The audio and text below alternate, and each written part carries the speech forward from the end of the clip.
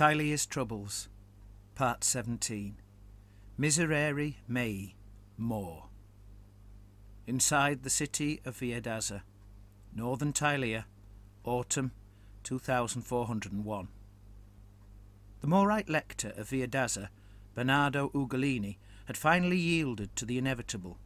Until the previous week he had scrupulously avoided giving any encouragement, either open or private, to Biagino and the other lesser priests of More who were preaching the crusade. Now, however, the situation had gone beyond passionate sermons by a handful of inspired priests and become a very real movement. An actual army was taking shape. And so, Lector Bernardo had come to pray for More's blessing on the enterprise, to hear the soldiers make their oath of obedience, even to offer himself as their spiritual general. Biagino and the other priests were happy to have him. As the highest-ranking Morite clergyman in the city-state, they were already legally his servants. Thus his adoption of command seemed to put their world to rights again. Lector Bernardo's earlier reluctance to join the crusade had perplexed Biagino considerably. He could understand why Viadaza's ruler, Lord Adolfo, the tyrannical son of an equally tyrannical father, might refuse to support the cause. It was in Adolfo's nature to suspect all popular movements, born of his upbringing, his noble arrogance, and his desire to be the only true power in his city. There were no such excuses for Lector Bernardo. For months now, the Church of More had been preaching just such a crusade, and Arch-Lector Callictus II had issued not one, but 2 proclamations from Remus, calling upon all Tylians to muster and fight the evil power growing in the north. Callictus even named Viadaza in the 2nd proclamation. And still, Lector Bernardo, the highest-ranking Morite in the city, had kept his distance, preferring to attend upon Lord Adolfo, busying himself with petty affairs and courtly ceremonial duties. Still, Biagino was pleased to think, More has finally convinced him to join us, and at last we can expect to receive the monies and support necessary to march out upon campaign and commit a real force to the field of battle. Lector Bernardo began by delivering a long sermon in which he praised the god More and those who served him in almost every conceivable way. He referred liberally to the true proclamations, the very same he had earlier been so quiet about, and argued convincingly as to why this Viadazan army was filled with exactly the sort of men whom More would favour in battle. It was not as rousing a speech as those Father Gonsalvo had delivered in several city squares, but the soldiers cheered anyway, and in all the right places. Finally, the lector had reached the part where the soldiers were to swear the oath. A young lad stepped from the ranks and beat a peal on his drum to signal in a satisfactorily military manner that the moment had come, while one of the lector's acolytes moved up to stand before him with an open book in hand, so that he could glance at the page to read the words. He read the oath in its entirety. "You shall swear by the blessed god More and all the lawful gods, and by all you hold dear in this world, that you will serve as soldiers in this righteous army upon this holy quest, obeying all civil command, respecting authority both military and priestly, fighting boldly, shirking no duties, and furthermore, that you shall not desist in the execution thereof until the chief commanders shall give you leave." The acolyte then stepped away, and another Morite priest began to shout the oath in more manageable chunks, so that the gathered soldiers could repeat the words. "I swear by the blessed god More," the assembled soldiers roared their repetition, "and by all the gods," etc. Biagino had studied the army as it assembled. This particular gathering consisted only of Viadazans, and did not include the regiment of Arrabbiati horsemen or the large company of condottieri crossbowmen, paid for by the voluntary contributions that had poured in from the vast throng unfit for service due to age, sex, or infirmity, yet who wanted to show their commitment to More's cause. Of course, they also felt the very valid fear that their home might be conquered and destroyed by the nightmarish legion under the vampire duke's command. The Crusaders had regimented themselves into several bodies, each formed into ranks and files as best they could, some doing better than others. They were arrayed around an ancient, refurbished carroccio, which carried holy Morite relics, intended to imbue the crusading soldiers with religiously inspired courage.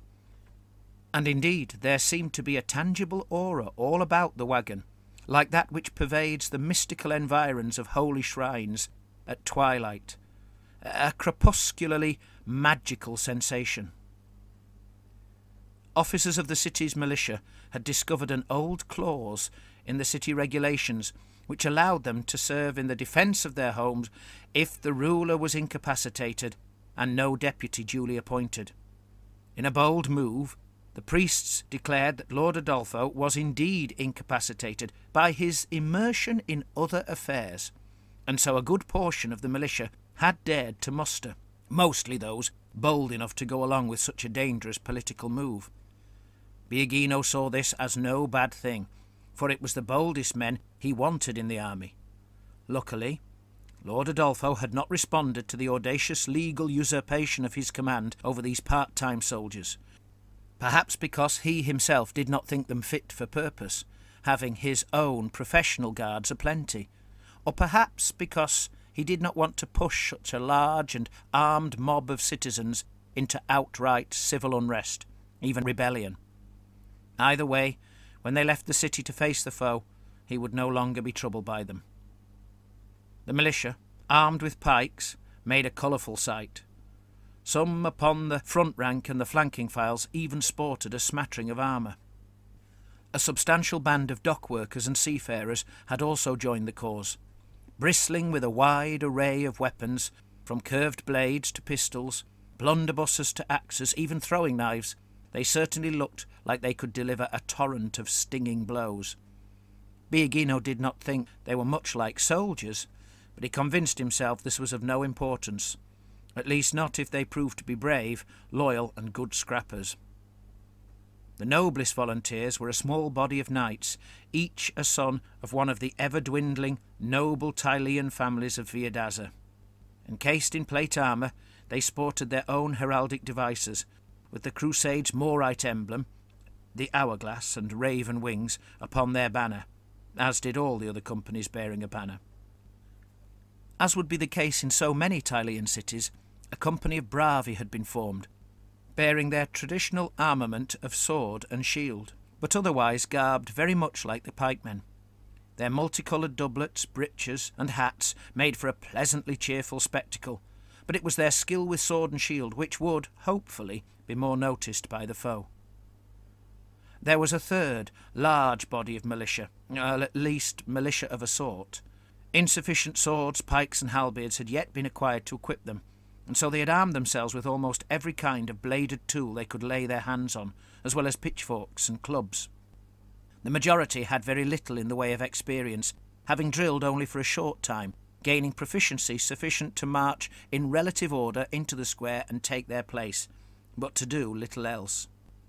One particularly hefty fellow, known as Grasso Luigi, had joined the cause on the first day of Biagino and Gonzalvo's preaching, subsequently taking it upon himself to provide protective muscle for the priests whenever they addressed the crowds. Now he took his place in the front rank of the peasant regiment. In an attempt to bolster their spirits, and make them feel as if they were just as much a part of the army as the rest, several of the lesser priests of More had taken to drilling and marching with them. One such priest, Father Antonello, had taken on his new military duties with gusto. Biagino raised his eyebrows when he saw that even as the oath was being read, the fighting father, as he had become known, had raised his blade aloft as if the enemy were there before him at this very moment. "Bravo," thought Biagino, smiling. "That's the spirit." Then the smile left his face, as he imagined Father Antonello, with his sandalled feet and his grey woolen habit, facing the animated horror of the living dead. Perhaps, he worried silently, a strong spirit isn't enough. Perhaps the wickedness of vampires is too strong for an army of labourers and citizens to defeat, no matter how inspired they feel. He did not allow this sudden darkening of his thoughts to show upon his face, for he had been fighting such doubts for some time, and was well practised in their concealment. The most obvious thing the Crusaders lacked was Lord Adolfo's professional soldiers, his numerous men-at-arms, his famed marines with their long-barrelled muskets, his hulking ogres who spent peacetime guarding warehouses and palazzos, his train of artillery commanded by some of the most experienced gunners in Tylea. The Crusaders had several ancient pieces of artillery, including a dangerous-looking 6-barrelled Ribaudquin, but nothing of proven reliability, nor manned by a skilful crew. Some elements of Lord Adolfo's forces would not be missed, such as the foul half-orcs who crewed half a dozen of his fighting galleys, or the privateer greenskins he had hired on several occasions in the past to prey upon the shipping of rival city-states. Notwithstanding these latter elements, the former would vastly have improved the punching power of this crusading army, not just through numbers alone, but because experienced soldiers and marines were much more likely to stand their ground against the horrors the Vampire Duke had under his command. As Biagino and Gonzalvo had finally come to accept during their miserable audience with the Duchess Maria, Lord Adolfo really was entirely uninterested in supporting them. He had not formally protested against the Crusaders' cause, nor put any overt legal or financial obstacles in their way, for to do so would place him in direct opposition to the Arch-Lector of Moor's proclamations, if not, at the time, those of the Lector of Viadaza. Neither had he made any active effort at all to assist the mustering Crusaders. Indeed, he had voiced complaints at some of the first gatherings, as if they were nothing more than illegal assemblies by the dregs of the city.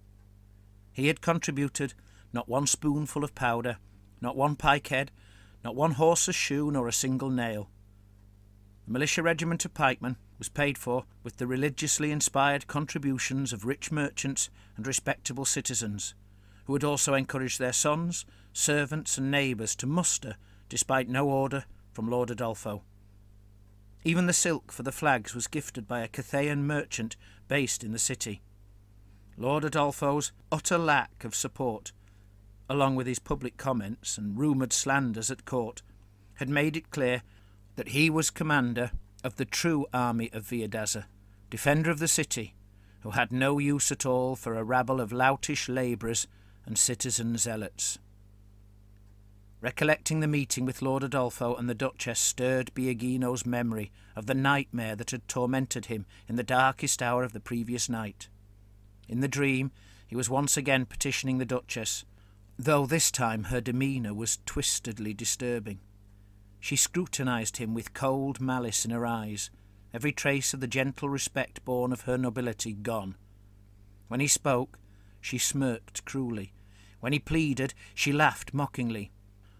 Lord Adolfo sat beside her, gazing, in truth, gawping at her all the while, ignoring Biagino entirely.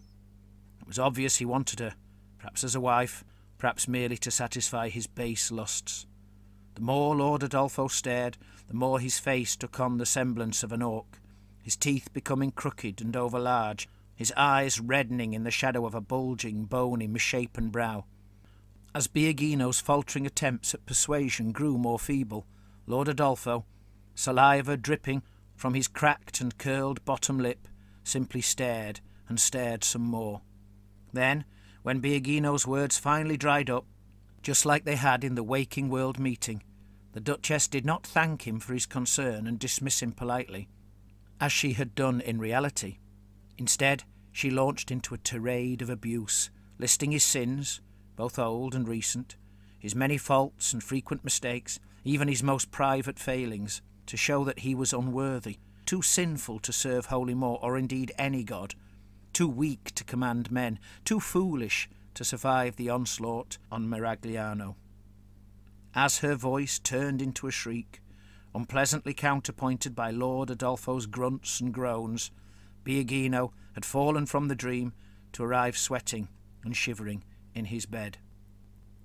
He shook his head, breathed deep, then joined in the last words of the oath. "Until the chief commanders shall give me leave."